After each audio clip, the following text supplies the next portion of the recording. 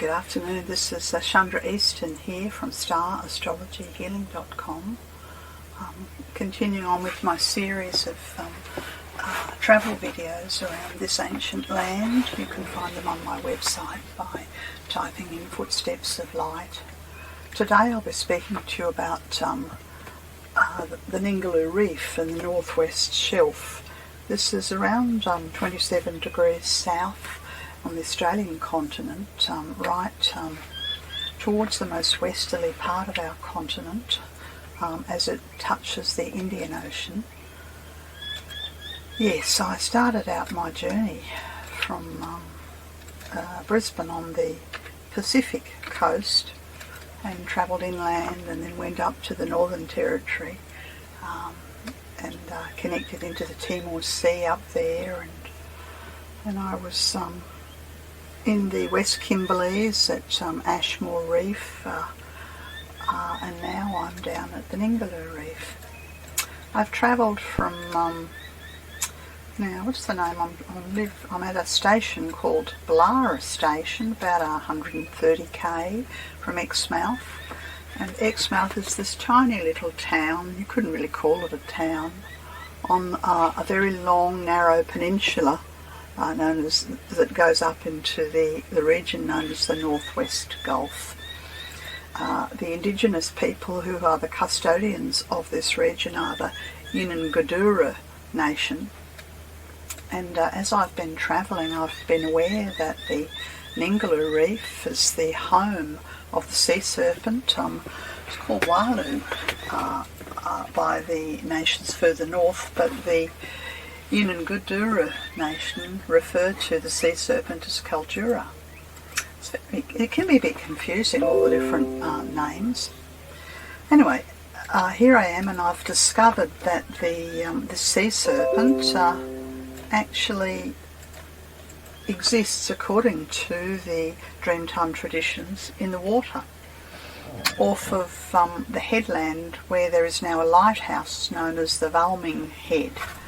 And so this was where I intuitively felt drawn to go. So I passed through Exmouth. As I said, it's a very tiny little place, mixture of port and tourism, and then headed another, I don't know, 30k or so to the end of the peninsula and around the point, and arrived at this World Heritage region known as the Ningaloo Coast. It's interesting that Europeans have decided, the Australians have decided, of European heritage have decided that it's World Heritage, whereas the indigenous inhabitants of the Northwest Cape, they have tales of a mystical dreamtime snake called Kaldura. And through the Northwest Cape, Exmouth Aboriginal Corporation, these people are charged with the responsibility of protecting the story about the snake, which is handed down by their ancestor custodian Munabree, also known as Sydney Dale. Munabree spoke of the snake Kaldura living in the water at Padjarimanu, or Valming Head, and the name Padjarimanu comes from the word Padjari, or hill kangaroo.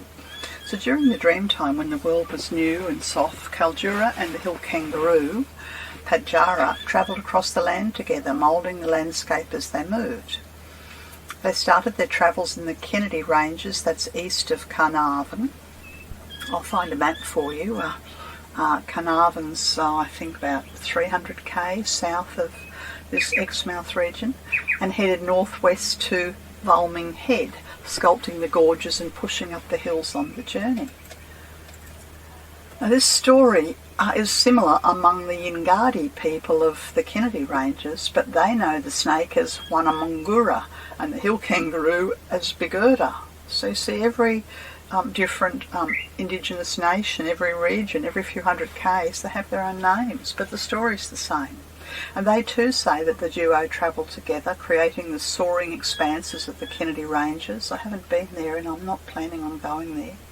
However, when they arrived at Birdrong Mill on the Midgilla station, the snake swallowed the Bigurda and later regurgitated the kangaroo to form a spring which has beautiful water to this very day. Wannamungura, the sea serpent, then headed for the coast, eventually reaching Cape Range.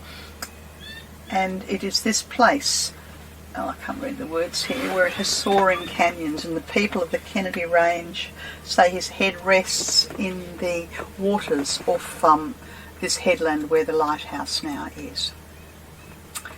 Yes, so here's a bit of a map, and if you look at the bottom left-hand corner, you'll see the Cape Range National Park marked in green. You'll see it's the western part of the northwest coast, or the northwest peninsula. Exmouth is this tiny little, what used to be a fishing village really, on the Exmouth Gulf. And the marine park, the Ningaloo Marine Park, extends from the tip of this peninsula all the way down. I think you'd say it's about 200 kilometres south of Coral Bay, and if you kept going further south you'd arrive at Carnarvon. So I've driven in from, if you can see the little road that links the southern highway going across into the peninsula, I've come across that way and then up north. Yes, I've officially left the Pilbara and I'm now in the region known as the Gascoyne. This is because the Gascoyne is a mighty river that flows into Carnarvon. It's the Ashburton River that flows towards Onslow. I didn't go into Onslow. Anyway, it's wonderful to round the crest of the peninsula, and there's the Indian Ocean in all its glory and beauty and colour and majesty, and a few kilometres along there's the headland and the waters in front of the headland where the sea serpent resides, and the lighthouse. Yes, so I wandered, of course, along this beachfront and was very well aware of the myriad of sea creatures who live in the waters. We have the whale shark here. I think this is the biggest shark in the world. People swim with them. Of course, there are also whales. I'm going out on a whale cruise later this afternoon, and a myriad of turtles. Beautiful, beautiful creatures. It didn't take me long to discover that the Dreamtime stories around this Ningaloo coast are very embedded with the turtle story, and the turtle has a very strong connection to the preservation of Mother Earth and the indigenous traditions. And this is, as I said, a national park, but it's a marine national park. The turtle rookery is known as Mudgeon Balligura in the indigenous tradition. And I remember from my previous experiences so many decades ago that the breeding season for the turtles is October to April. So I'm here in August. Unfortunately, it's the wrong time to observe the turtles, but there's a great amount of teaching associated with the correct way of observing the turtles so we don't harm them. And I'll just read you what the Jurabai Turtle Centre have to say.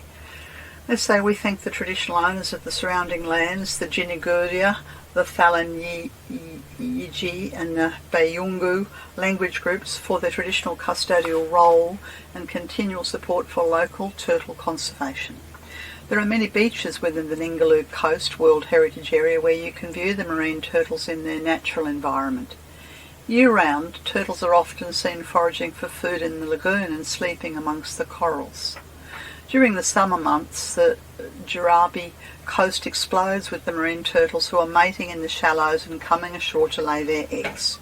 In the months to follow, the turtle hatchlings emerge from beneath the sand to start their life journey. Yes, and so there's a couple of images here. This is of the loggerhead turtle. I believe there are 4 types of turtles. Yes, this is the loggerhead turtle, and there are also green turtles indigenous to this region, and there are another couple of turtles that I've heard about, the hawksbill turtle and the flatback turtle. Now, whether the hawksbill and the flatback are indigenous to Ningaloo, I'm not sure.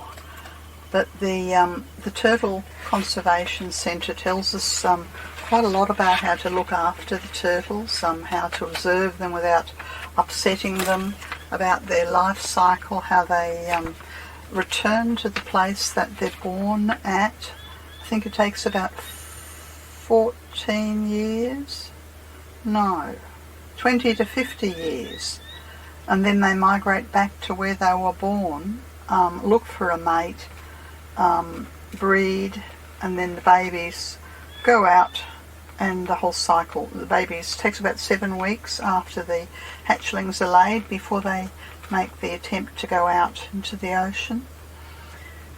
Yes, and the indigenous people used them for food back in the day, and these days they're involved in the protection through this region. And I encountered an area where the dunes, and of course what the turtles need to safely breed is large amounts of sand dunes, and so I found beautiful sand dunes, and I climbed them, and you can just walk with me here. I've parked the car, and this is the hill that's in front of me, and I know I'm in a turtle hatchery area because the sign tells me so. I don't notice any turtles as I'm making my way up this fairly large sand hill. And what I find really interesting is that the desert, the red soil and the desert and the spinifex, it kind of stops at the bottom of the hill and it becomes sand.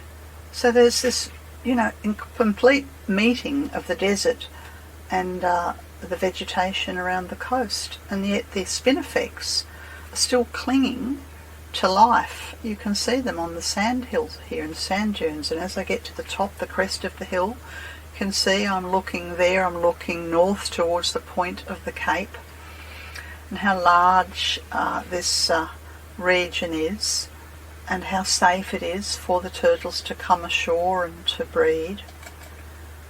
Yes, and there's an image of this extremely resilient spinifex growing in all their beauty, incredibly prickly to the touch, and then I walk down towards the Ningaloo Reef. You can see all the colours, the green and the blue. You can see the reef. It's an unusual in that the reef, most reefs are, several kilometres, 10, 20, 30 kilometres off the coast, but not here in Western Australia. The reef's right there, and it's fairly steep drop down from this vantage point where I'm standing, and of course further out in the waters is where I can see all the boats taking people to swim with the turtles and to swim with the whale sharks and swim with the whales. Profound. It's a playground for those who love the water and love conservation. Yes, the waters are crystal clear, they're warm, beautiful to swim in. And you can see as I head back to my car that in the distance there are hills, and this is a national park, and there are many places that one can stay if you have four-wheel drive up in the national park. But there's also a caravan park that's accessible, and lots of families down there. I went down there. I'll talk to you a little bit now about the lighthouse and the wreck of the Mildura. So the Mildura was a ship that had left the Northern Territory Wyndham around about 1902, 103, somewhere there, carrying a whole lot of cattle and heading no doubt to the southern ports of Perth or maybe Adelaide, and they came a cropper on the reef, and this is the wreck. Yes, I think they said there was a lot of fog at the time, so I've come to the tip of the Cape, this Northwest Cape, and there are beautiful, beautiful wildflowers there, and I'm looking out at the ocean. I think it was at the lighthouse itself where they had the anchor of the Mildura and the wreck of the Mildura, which brought it to their attention that they really needed to build a lighthouse here, and this is the reason why the lighthouse is here at this point that is a sacred site for the Indigenous people, the commencement of the inland journeys along the Waialua Way of the sea serpent. And you can see the beauty. There's the lighthouse looking out across the bay. It's the Valming Head. Yes, another thing that's very prominent in this region are the very low frequency radio transmitters that I think it was Harold Holt put in the 1960s as part of the Australian Defence. They're on the lookout for submarines coming out of, I don't know, Russia or China, wherever it was they were worried about them. Yes, and of course there are many people visiting this reef, not the least of which are people surfing. And I think it must take a courageous person to decide to surf here. Here I am at one of the many beaches, and I've walked right down to the reef, and I think further along on this beach there were people, and I don't know how they get out over the reef to the breakers. The surf's pretty minuscule, but there were lots of them, quite intrepid. And yes, what a beautiful way to spend the day. I did encounter one young woman limping out of the water, and she'd come a cropper on the coral reef and badly gashed herself. And I guess that's the risk that one takes if you decide to surf here. It's beautiful, green, blue, and you can see the coral. I think I'm standing on the coral there. It's quite a surging tide actually. Wouldn't take much to knock you off your feet. And there I am looking north, and some people come with binoculars here to look out to see the whales, who are cruising just not far off the coast at all. Yeah, rocky coral peninsula and a beautiful sandy beach up to a bit of a point, and there's one of those intrepid surfers, and I think this is his partner and the baby looking out. A bit of a surf widow there. I think that once the surfers go out, they stay out for many hours. And interestingly, one of the beaches that I went to was a nudist beach. I probably would have stripped off back in the day, but I left the nudists to themselves. Here I am sitting on the reef, just meditating, contemplating, connecting into the spirit of the reef and the spirit of the sea serpent and the traditions, ancient and modern, of the Ningaloo Reef.